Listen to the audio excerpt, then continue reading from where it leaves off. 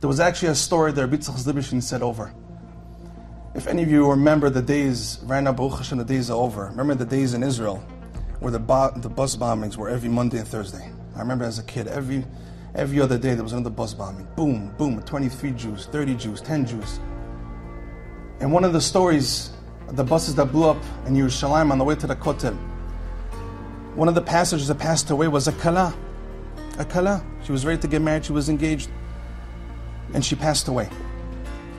Another person that passed away was a little kid, a little 5-year-old kid from Belgium who happened to be in Israel then. His parents, the week of the Shiva, the mother didn't stop crying. She didn't stop crying for her son.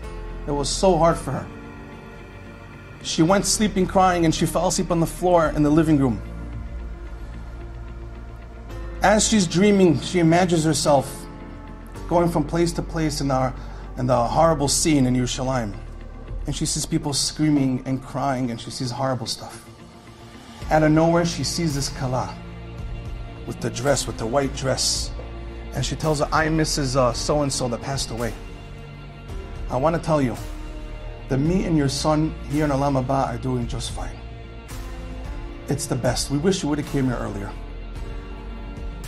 And to my parents, please send regards. But tell them that one of the things in Shemayim is that they don't let us to come see how our relatives in this world are surviving after we pass away. And then the mother tells her, but why? And she tells her, no, you don't understand. This is another step for Yemot HaMashiach. This is just another puzzle, another piece of the puzzle for Mashiach to come.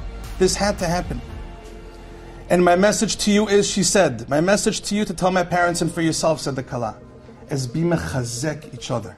Have each other's backs, help each other out, love one another, speak good. Go out of your way for your fellow Jew. Out of your way for another Jew. Chas v'shalom for a person to only think about himself. Chas v'shalom for a person to say, I'm comfortable in my house. I have my bills paid. I can make Kiddush.